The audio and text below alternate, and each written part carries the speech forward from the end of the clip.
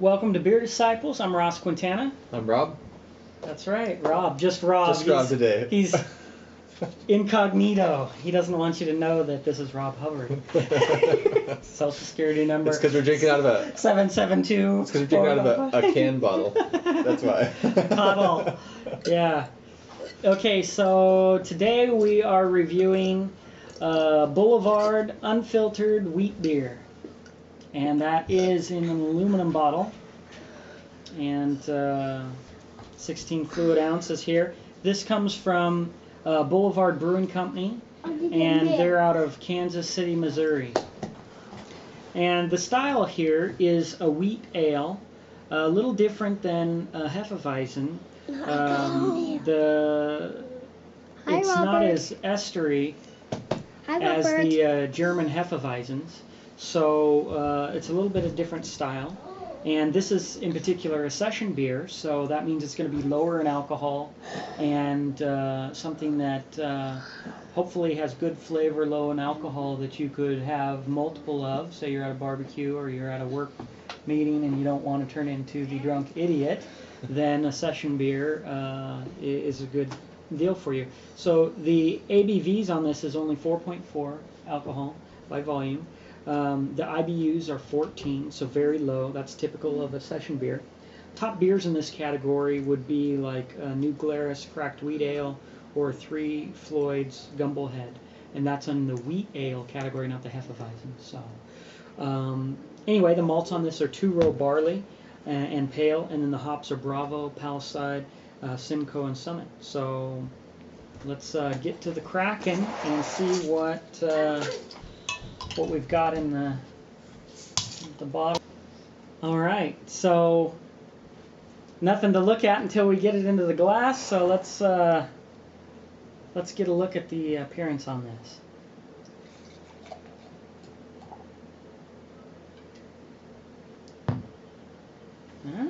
That's pretty impressive so far, actually. We had the Keller Weiss from Sierra Nevada, and that was unimpressive, as highly rated as it comes. And I don't know if this is that matters, if that had any more in it. Well, I'll tell you, it looks pretty good. It's got your classics, totally white head, nice cloudy, it's unfiltered appearance, nice light honey. So far on appearance, I'm going to have to say this is looking pretty good. This is pretty impressive. Appearance, I'm going to go a 4 on that. That looks good to me. Yeah. The bubbles seem a little more sudsy than the last one. Yeah, so they're a little soapy. Yeah. So let's go to the nose.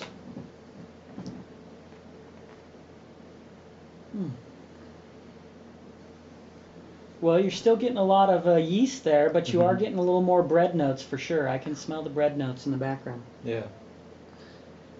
Do you like it? Okay, let's hit the taste on this. All right.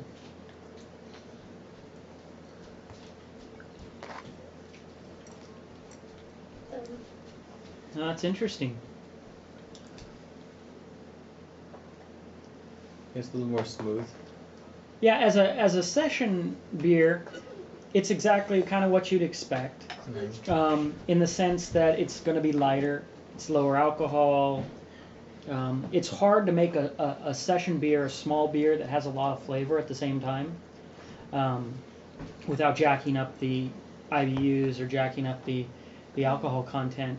So it's a real craft. Now, with this one, it's okay. Yeah. It's not as good as like Bitter American is an incredible example of that. Okay. And what did I have last night that was really good? It's not really a session ale, but it was Ganite from Oscar Blues. That was really smooth and balanced. But Bitter American from 21st Amendment, it's not actually bitter. It's just that was a bad title to use for their name there. It's an exceptional, probably one of my favorite session beers. Because it had maybe 3 times the flavor as this, but yet still light and drinkable and low in alcohol. Tastes a bit citrusy to me. Yeah, the taste on this it's a pretty good blend of the grain and yeast. It has just a little more yeast than it does grain for me, which is still not what I like out of a wheat beer. I want it to lead with wheat and have the yeast be secondary. I'm not trying to drink a yeast beer. I'm trying to drink a wheat beer. And so I feel like that has to be the number one characteristic. As far as mouthfeel goes to me, going back there to smell, I'm going to have to give it, smell for me is like a 3, not that big of a standout. Yeah. Taste is going to be a 3, mouthfeel probably a 2, because I don't get any dynamics. Even though it's a session beer doesn't mean it can't have any kind of separation in mouthfeel. So, and drinkability, though, obviously is going to be high. This is very drinkable. I mean, you have to kind of put it at a 5 for drinkability because it's so light. It feels a little thicker than other wheat beers, though. I mean, it's pretty light, but there's a little something there that sticks in your mouth a bit. Yeah, I agree.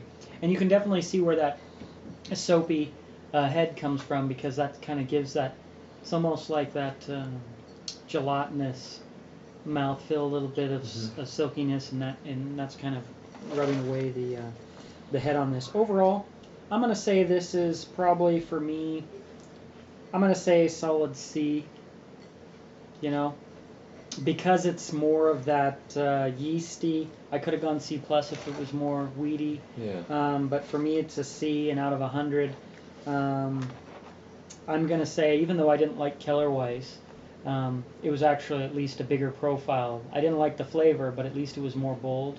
Now, of course, it wasn't trying to be a session ale, but for me, you still have to come with some flavor. Just, otherwise you're getting in, you're not doing enough with the beer. So for me, I'm going to say about a 78 out of 100. The one thing I like, it has a little bit of kind of that drying, which I like. Yeah. In beer and wine, so. Yeah, this is the kind of beer, for me, a great session beer, like Bitter American, is one that can bring good full flavor so you enjoy drinking it, but yet it is lower in alcohol and very drinkable and smooth. So, yeah, overall I'm going to say, yeah, this was okay. I wasn't expecting a lot, because usually when they mess with the bottle, I consider that kind of a gimmick. Now, granted, this doesn't allow lighting. It's like the same argument for cans, that cans are, better. But a lot of times it can be a gimmick, I'd go be like Oscar Blues. They have great beers in the can. You put a great beer in an aluminum bottle, and I'll have more interest. But this wasn't what I would call a great beer. Yeah.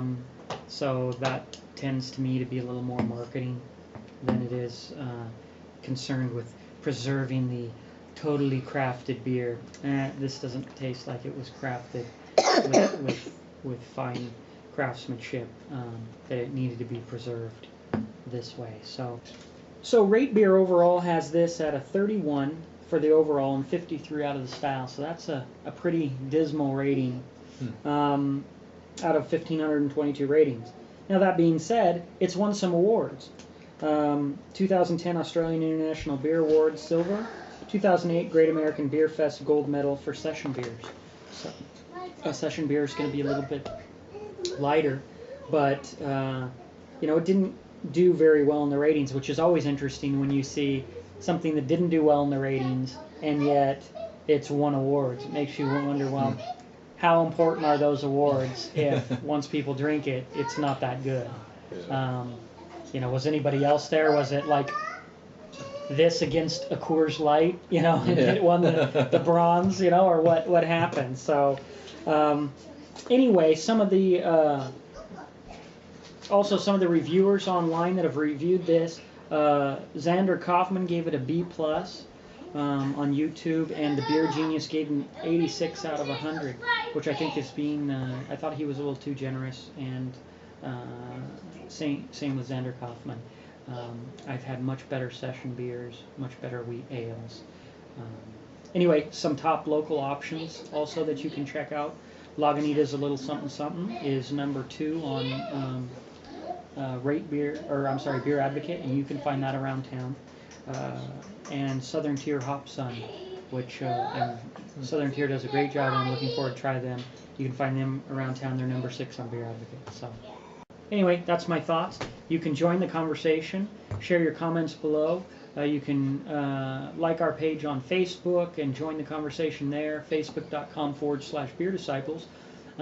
If you're in Eastern Washington and you want to be a guest on the show, bring a beer. We'll review it with you. And you can get a hold of us at thebeerdisciples@gmail.com. Till next time, I'm going to say cheers on this one. Cheers.